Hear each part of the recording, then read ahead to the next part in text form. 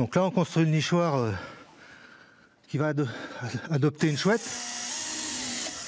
Nous sommes sous le clocher de l'église de Soucy.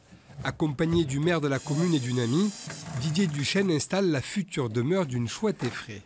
L'endroit choisi ne doit rien au hasard. Et la chouette effraie est dépendante de l'homme, c'est-à-dire qu'elle niche dans les bâtiments, dans les greniers, dans les granges, dans les clochers, etc. Mais comme on a fermé les clochers en engrillageant pour que les pigeons ne rentrent pas dedans, la chouette effraie ne peut plus rentrer. Donc elle ne peut plus nicher, donc les populations sont plus bas en ce moment. Et c'est pour ça que je mets des nichoirs à l'effraie, pour essayer de faire remonter un peu les populations sur les communes. Le nichoir se compose de deux parties, un trou d'envol où passe la lumière et une chambre obscure où la chouette va nicher et couver ses œufs. Surnommée la Dame Blanche, la chouette effraie est en voie de disparition dans le nord de Lyon.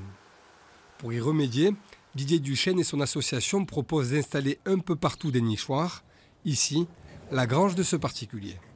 Il y a à peu près 1 an, en montant ici, j'ai dérangé une chouette effraie. C'était magnifique de la voir s'envoler.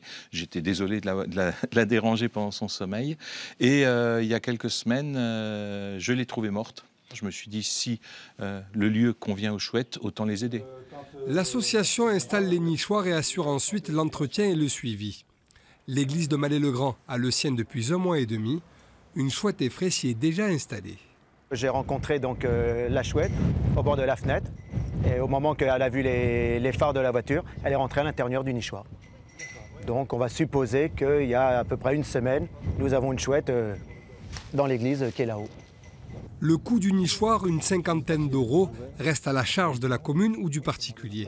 L'association en a déjà installé une 15aine dans le nord de Lyon.